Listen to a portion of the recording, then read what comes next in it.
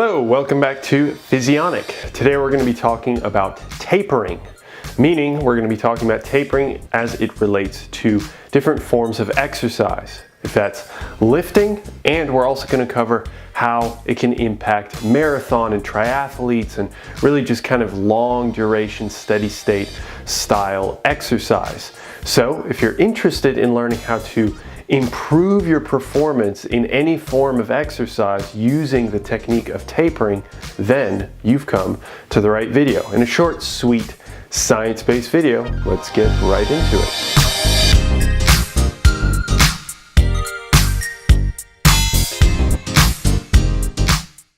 As you become more and more serious about your training, you should be nearing a conversation over a training technique called a taper. If you're competitive, you are likely already implementing a taper. So what is it? What is this taper? A taper is a period in training in which you reduce your workload right before the climax event.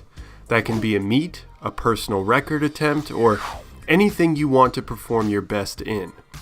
A taper can be used for lifters and high-intensity trainees, but is often also used by endurance athletes. If you are a triathlete or a marathoner, I'm talking to you. A taper can be effective if it is implemented correctly, and at its peak effectiveness, it adds a few % increase in your performance. Now, granted, that may not sound like much, but that can be as much as an entire minute or more knocked off an endurance race, or easily lifting a weight that would normally be a grind. It makes a difference. Okay then, how do we taper? Practically, there is some wiggle room, and it'll depend on your training philosophy.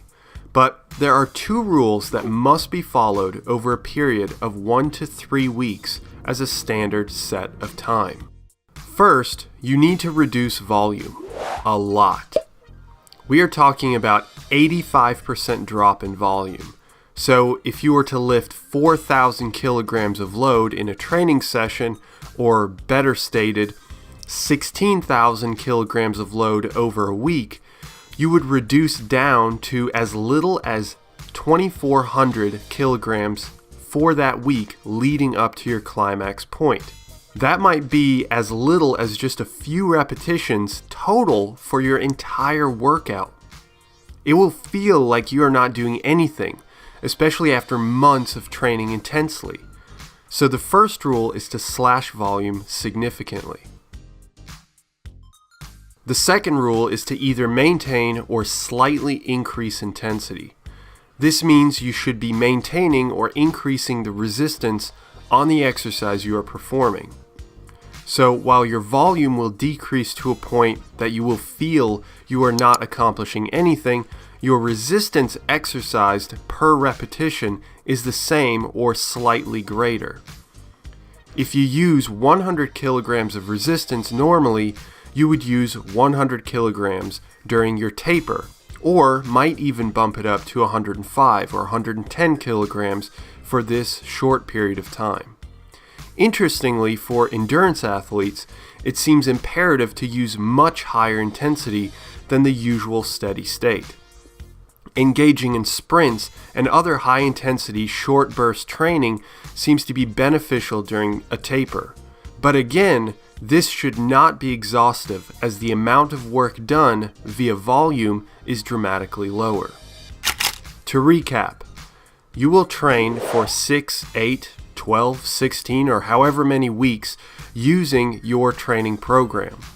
Then as you reach a few weeks out from your meet, you will cut volume and maintain or increase intensity up to the meet.